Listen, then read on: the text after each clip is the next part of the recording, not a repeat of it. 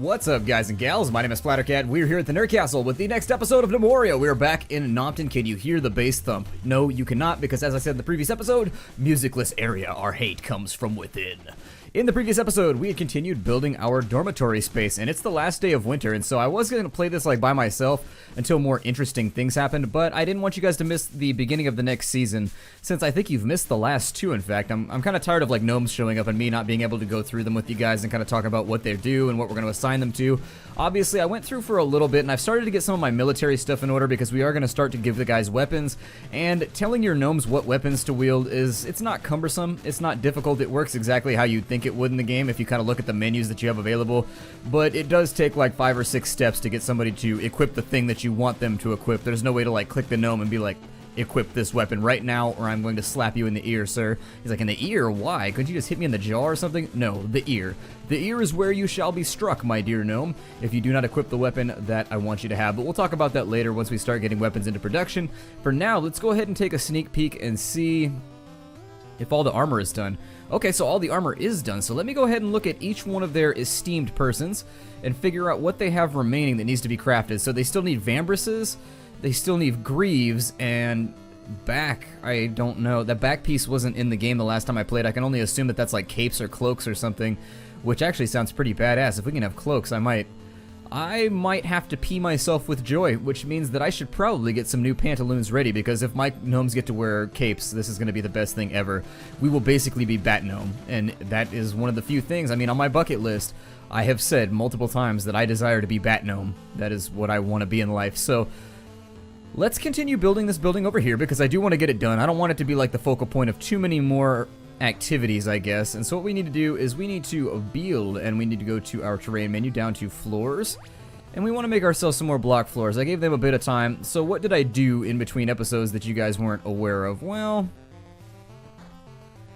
I went through and mostly I just ensured that all the mining got done. So basically we've got all the ore we're going to need for the next little bit, and I kind of cut all of that out. If you look down at our mine here, we hit a bunch of different seams, and so we ended up with a bunch more copper, we ended up with a ton more sapphire, a bunch of emerald, a ton of tin. If you take a look at our stocks, we will find that we're sitting a pretty decent amount. We've got about 100 tin and 80 copper or so, which is going to supply us with about the 40 bars or whatever, because I think it takes 2 ore to make a bar, and then 1 bar combined with 1 bar gives you 2 of the, actually you get 2 out, so maybe it is just the equal amount. So anyways, maybe it is, we'll get 80 bars out of it. In any case, we should be able to craft all the things we need from what we have on hand right this second. Let me also take a head count of how many bars I have, because I think that's going to save me a little bit of time just in queuing things up. So we've got 71, oh my god, 65 bronze bars. Okay, this might be getting a little out of hand. I'm going to allow him to keep making them just because we're not going to use them for anything anyways. But as of right now, that's a bit, it's a bit much. It's a bit much. So what we need to do is let me go through and do a head count of what these guys are good with so that we can tailor make what their weapons are going to be. So Mr. Cuddlesworth has himself some hammer skills. So what I may do with Mr. Cuddlesworth, is he the guy that's actually running around with a hammer? No?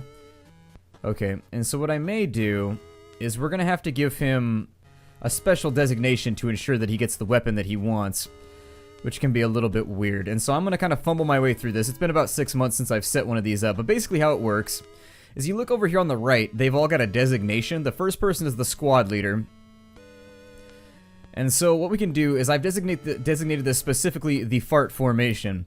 And so in your formations menu, what you can then do is you can assign each person a position. And so once they have that, you can go to your positions, and you can assign the positions based on the uniform you want them to wear. And so, for example, slashies are going to be sword gnomes. And so what I would just do is just call it sword gnomes, and then I would give it an applicable perk that goes along with the gear that they have. And so I have guard is typically the one that I tend to go with, because if you take a look at the uniforms that I've assigned, the ones for slashies, it's sword and board. So they've got a sword in the right hand and they've got a shield in the left hand. And so giving them guard tends to be the way that I like to do that. And so now that you've got that, let's take a look at Smash Nasty. Oh, Mr. Cuddlesworth is right there. So Smash Nasty is in the hallway right here. And Smash Nasty, I don't actually think had any real weapon skills aside from like dodge. She had like a really high fitness and a really high dodge chance, as I recall. So I'll probably end up giving her a hammer as well. So what we want to do is if we go to our military menu, and this is just an example, I don't have any of the gear crafted right now, but once I do have the gear crafted, what I'll have to do is I'll have to go and assign each person manually. And if I don't get it working in this episode, I'll for sure get it done by the next episode. So anyways, back to our positions menu. You've got sword gnomes. You design a new position. The new position, you want to make sure that they have all of the things copied from the previous. So we just have retrieve bleeding, and we have assist squad leader. And so we have retrieve bleeding right there, and what I would do is I would just call them smackies. And so we're going to give them guard as well. And this is going to be hammer and board hammer gnomes for when it's hammer time. And so there it is. So we've got sword and board gnomes. We've got the next position right here. So we're going to do the same thing, retrieve bleeding and assist squad leader. And for this one, we're not going to go guard. We're going to go Highlander. Well, not Highlander. I don't think Highlander's going to help us right there, but this is going to be one that we're setting up for two-handed guys. So actually, I think I'll go for knock 'em down is what I'm going to aim for, and we're going to call these guys Maulers. And so this is going to be Maulers, which is two-handed gnomes that are using warhammers. I don't like claymores. I don't like two-handed axes. I love warhammers. Through and through, I love warhammers, and so I've decided to make a special case for the guys that want to use warhammers.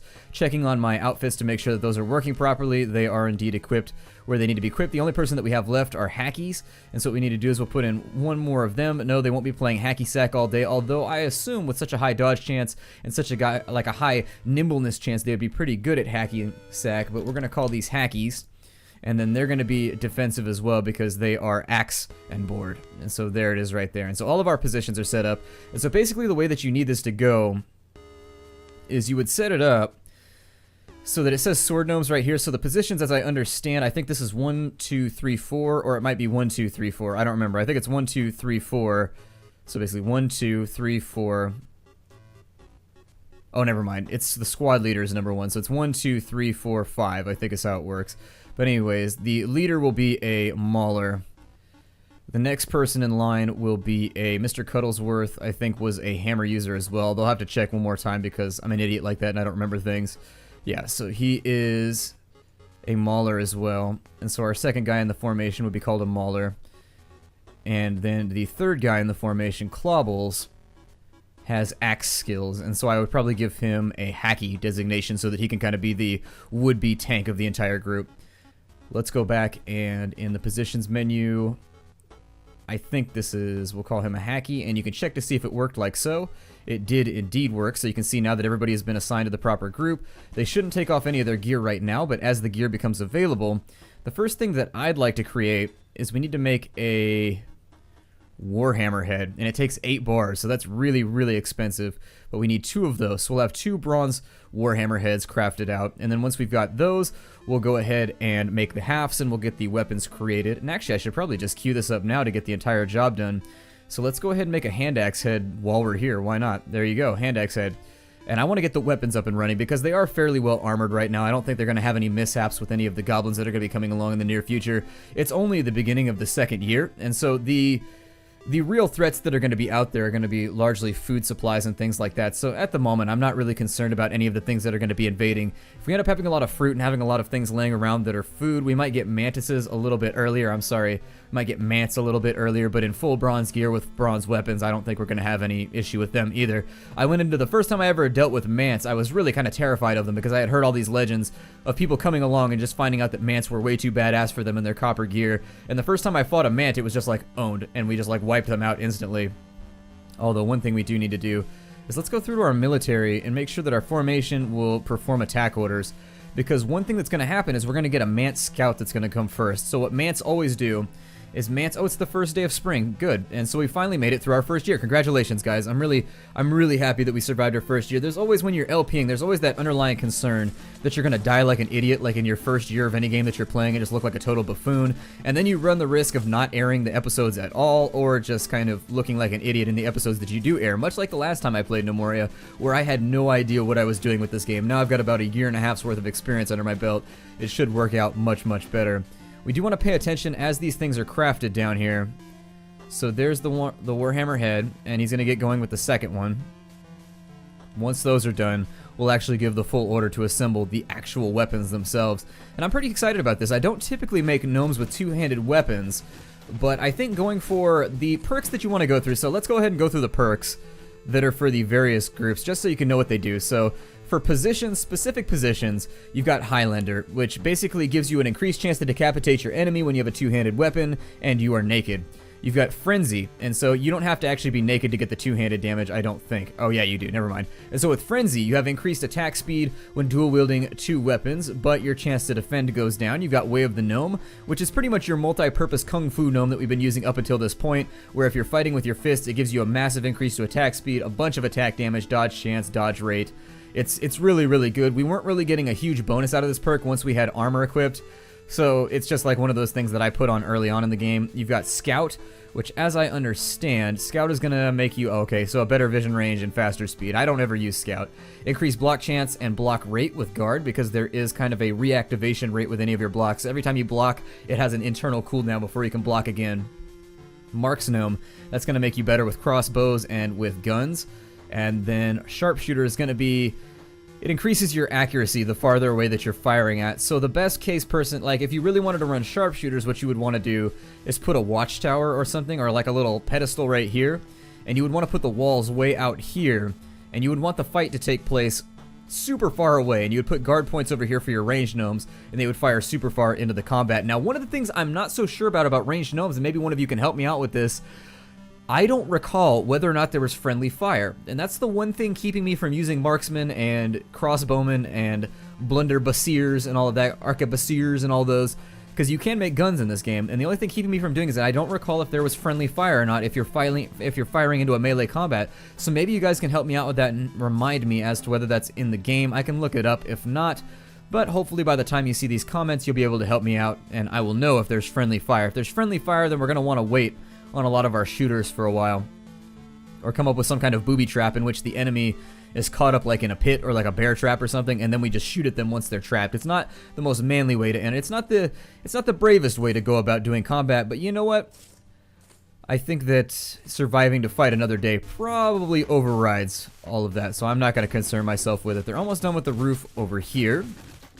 And in fact, if we put up a guard post, it wouldn't be too terrible of an idea if we had marks gnomes to put them on the roof of this building and have them just fire out over the rest of the plantation. We had a merchant. We got 0 nomads have arrived. That's interesting. Okay, so we didn't get any nomads, even though the value of our kingdom has been going up pretty steadily. Now, typically what I would do personally, if I was playing the game on my own, is I would reload a save game right now, because you never want to have a season go by where you don't get gnomes. But being as we're playing this on the internet, and I'm trying to be as honest as possible, I think we'll just stick with what the game gives us, and if it ends up putting us in a really hairy situation, well, then we're gnomes, we know how to handle it, we have beards and things like that. If there's one thing we are equipped for, it is indeed hairy situations, so why concern yourself too heavily? I'm going to start putting down some new roads. So let's replace the floors here with some more stone roads, and I'm just going to do like a little boulevard right here. We'll have that go around, and unfortunately it's not going to connect. My planning skills were a little bit lackluster. It'll connect right there, but we'll have to have it connect around the back. They don't walk on the roads anyways. I don't think that's something that they're programmed naturally to do to begin with, so it's more or less just so that I can have peace of mind and have a nice looking little town. The next thing that we probably want to do is we really want to put up a retaining wall pretty soon. I think it's going to be where I would prefer personally to go with this whole thing as of right now. We're probably only going to do like a one-space wall at the moment, because creating a wall that's double high or triple high takes a lot of work, and it's going to take us a long time to get that done, so that's more something that I'd like to save for the late game.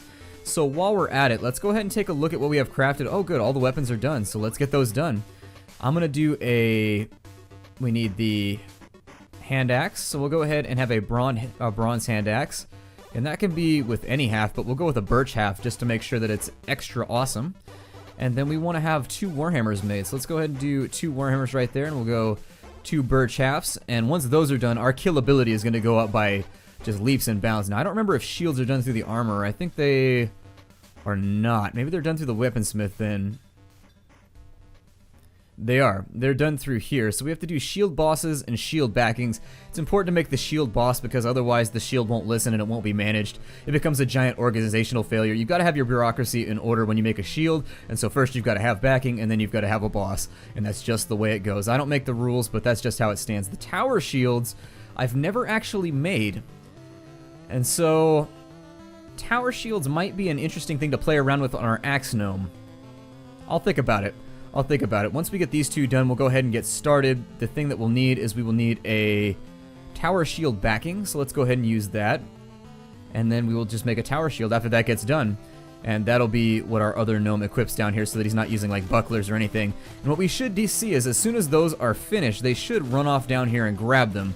If I've orchestrated everything properly. If not, the bassoons are going to be going, and then you're going to end up with like the alto sax and the tenor sax, and everything else is just going to be all over the place. It's going to be completely and totally concerning. The flute players aren't going to know what's going on. It's going to sound like a flock of just completely tone-retarded birds flying around. So, unfortunately, if I haven't orchestrated myself properly, this could get a little bit weird. We should also probably see what the market has for us, even though I don't really have anything to trade at the moment. I haven't been focusing upon marketable goods, which I think is probably one of the bigger slips that I've been making during the course of this playthrough. I do think that it's probably something that I should strongly consider getting back into, but as of right now, we're probably going to get another merchant pretty soon anyways. So I think personally I'd rather just sit on what I have. Well, yeah, I'm just going to sit on what I have for right now. I don't feel like doing any trading at the moment. We're doing alright. We've got 150 food. We've got more than enough drinks to get us by. Actually, let's go ahead and sell off all of our gems and trade for food. That's the first thing we'll deplete him for. Now, by the end of this season, I would love to get ourselves some more livestock of any kind. The benefit of alpacas is that you can still get string and whatnot out of them, even though you're in the winter season, so you don't have to really rely on growing cotton too much anymore. I prefer to have emus first, but alpacas work. Let's see what we can get for ourselves. I said I didn't want to do this, and it is true that I don't really want to do this right now. But we'll see what we can get ourselves. We have a copper plate right there. Get rid of the tin plates and the copper plates. I don't think those are going to be useful ever. They're just going to sit around forever. And then the other thing that I'd like to do is sell off copper hammer, obviously. I don't think that's going to be something that I want to have laying around. We'll get rid of some of these sapphires. And so that already puts us up into the range where we're almost wheeling and dealing. And then with a bit of finality, I will say that I want to get rid of... Got a lot of yak milk. God, we have a lot of yak milk, but that's good. That means that we aren't actually having to brew quite as much wine. I think we could get away with... Let's do like maybe 50 pine clippings right here. I don't want to overdo it like I did last time and get myself into a position where I don't have enough stuff to go around. 134 cottonseed will be perfectly fine. So that gives us 510. We'll go 117 right there with the strawberry seed. Honey badger hides, sure, whatever, get rid of them. With our silver ore, I'm not necessarily gonna get rid of that. Basically, I'm trying to raise 1,000 funds right now from any source that I can get so that we could buy ourselves an alpaca. Well, that's gonna give me another like 100, but that's still not gonna put me within the range of the 1,000 that I need. I could get rid of some of the silver ore right now, considering we are going to be digging deeper pretty soon. Maybe get rid of like 100 yak milk maybe? I don't know if I want to sell my supplies that rapidly, but now that we're back into a season where we're not at risk of losing anything, I don't think it's going to backfire on us. We should be okay, I think. And then the final thing that I will do is we'll get rid of one of those birch tables because that's just sitting around in our inventory anyways. Get rid of a birch workbench. And the final thing that I'd like to do, we need to find something here to sell, and I think it's probably going to be seeds. The 9 goblin skulls we can get rid of just to not have them in our inventory anymore. We could make skull helmets for everybody, and I was thinking about doing that so that we all look like evil little cultists running around, but later. There's time for that later. There's time. There's time. Don't worry. The cottonseed is a 7x7, so let's go 32 right there. And that's going to give us the 1,000 we need to get a male alpaca and a female alpaca. And that's actually a really major trade for us right there. That's stepping on up in the world. And so there's our alpacas.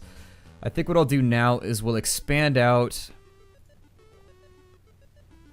the pasture area. Like so, just to make sure that we have a lot of alpacas. And there it is. We can feed them straw, whatever it is that we have laying around. And that should be perfectly fine. I'm feeling pretty good about this. I don't think... Yeah, that'll be good. And so once that's in place, we'll start putting in fencing one more time, just to ensure that we don't end up in any weird situations. How are the weapons doing? Are those finished yet? Okay, so the bronze... No, it's not done? I thought it was done. So we've got the bronze hand axe. Somebody should. There he is right there. He's going to come down and he's going to equip it. And then one more time, I'd like to make sure... So we've got clawbles. Let's make sure one more time that I've got everything assigned appropriately. So 31 axe skill right there. Good. And so he's got himself a weapon for the first time ever. We should start seeing some warhammers drop in very, very shortly. Anybody? And the nice thing about these weapons is one of the things that you're going to notice as the game goes along is as we craft these weapons, they're going to level up. So as we kill enemies with these warhammers, they're going to get better. And so these warhammers are going to upgrade themselves eventually once they become legendary, and they're going to gain like a name at one point or another.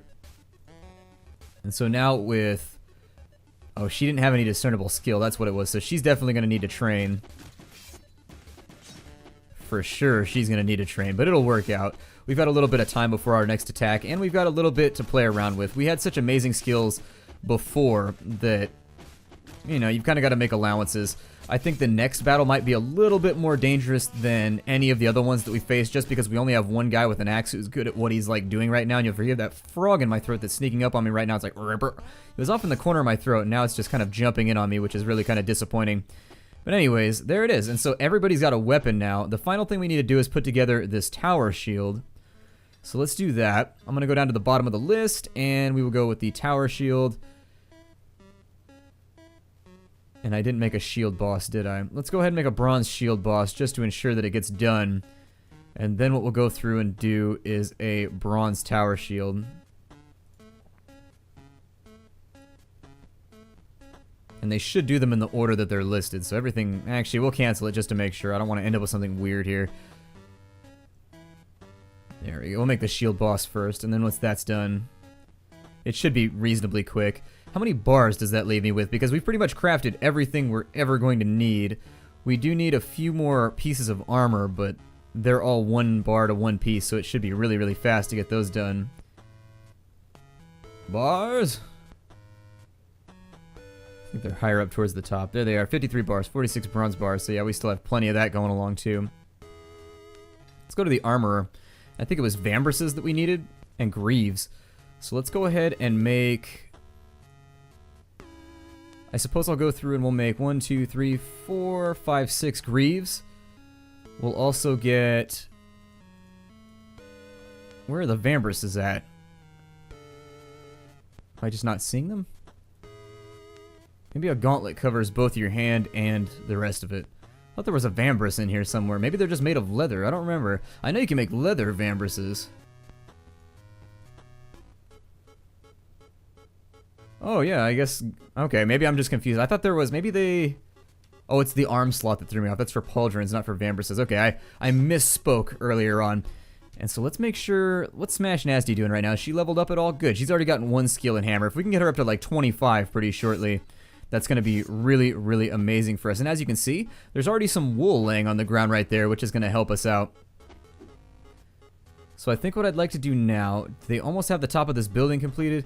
They are not even close. Well, that's disappointing, but we are at the point where I can break off this episode safely. So my name is Splattercat. Thank you for joining me in the Nerd Castle. Before we go, let's kind of talk about some of the things that we want to get done in the future. We definitely, I think the dormitory not being, it canceled all the jobs too. That's a little bit strange that it did that.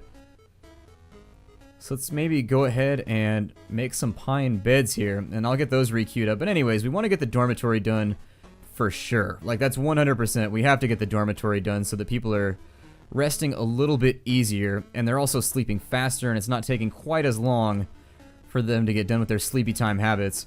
So let's get that going, and then in the next episode, hopefully the roof will get done. We'll put in some kind of contouring to make the roof look nicer. Either we'll add to the building and make it a little bit taller. We need to start making personal domiciles for everybody in our kingdom as well. So my name is Splattercat. Thank you for joining me in the Nerd Castle for another episode here at Nompton. I look forward to seeing you all tomorrow. A fond and merry hi-do.